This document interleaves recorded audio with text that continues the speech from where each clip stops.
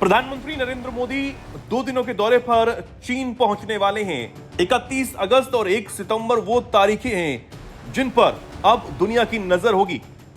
2020 में हुई गलवान झड़प के बाद दोनों नेताओं की यह दूसरी औपचारिक मुलाकात होगी, लेकिन यह मुलाकात ऐसे समय में हो रही है जब अमेरिका और भारत के रिश्तों में तनाव बने हुए है।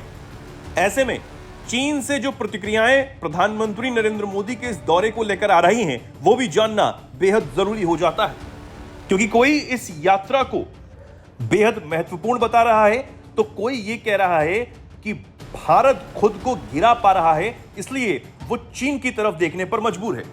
चीनी टिप्पणीकार और चीनी पत्रकार प्रधानमंत्री नरेंद्र मोदी की इस यात्रा को अपने अपने नजरिए से देख रहे हैं। चीनी अखबार ग्लोबल टाइम्स के पूर्व प्रधान संपादक हु जिजिन मोदी के दौरे को बड़ा घटनाक्रम मानते हैं।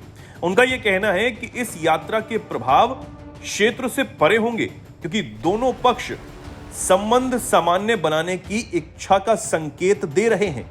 वहीं चीनी प्लेटफॉर्म बीवो पर एक टिप्पणीकार ने इस यात्रा को एक बड़ा दांव बता दिया है। मोदी की चीन यात्रा को कई टिप्पणीकारों ने अमेरिका के साथ रिश्तों में तनाव से भी जोड़कर देखा है। वहीं कई चीनियों को लगता है कि अमेरिका के साथ जो तनाव भारत का बना हुआ है, इसलिए भारत खुद को घिरा हुआ महसूस कर रहा है और वो चीन की तरफ देखने के लिए मजबूर हो चुका है। चीनी टिप्पणीकार तो इस यात्रा को रणनीतिक शतरंज की चाल भी बता रहे हैं। ये चाल भारत के हितों और चीन को अमेरिका दोनों के दबावों को संतुलित करते हुए एक बहुध्रुवीय विश्व की वकालत करने का एक प्रयास है। अब चीनी लोगों की टिप्पणियों से यह साफ झलक रहा है कि अमेरिका पर भारत की निर्भरता से उसकी दिक्कत बढ़ी है। अमेरिका से जब भारत का तनाव बढ़ा, तब भी चीन की तरफ से एक तंज कसा गया था और कहा गया था कि भारत जो क्वाड के नजदीक जा रहा था, उससे भारत को कोई भी फायदा नहीं पहुंचा है। वहीं चीनी विश्लेषक भारत को चीन के साथ अपने संबंधों को लेकर गंभीर होने की सलाह भी देते हैं। वो मोदी की यात्रा को एक उद्देश्यपूर्ण यात्रा मानते हैं जो अमेरिकी हिंद प्रशांत रणनीति को कमजोर कर सकती है। उनका तर्क यह है कि चीनी समर्थन से भारत पर अमेरिका के प्रतिबंधों का प्रभाव कम हो जाएगा। यानी कि अगर चीन और भारत साथ आ जाते हैं तो अमेरिका की हालत खराब होना तय है। चीनी टिप्पणीकार यह भी मानते हैं कि मोदी की यात्रा चीन की शर्तों पर सहयोग का दरवाजा जरूर खोलती है।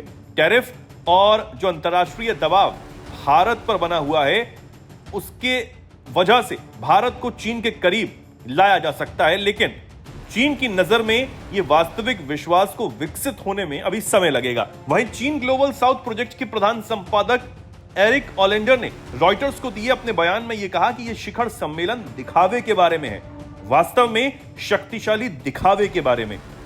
ब्रिक्स ने डोनाल्ड ट्रंप को कितना परेशान कर दिया है और वास्तव में इन समूहों को ऐसा करने के लिए ही बनाया गया है। यानी कि चीनी टिप्पणीकार ये मानते हैं कि ट्रंप की जो दिक्कत ब्रिक्स से है या फिर कहें कि चीन से है और अब भारत से है, वो भारत और चीन के साथ आने के बाद बढ़ जाएगी।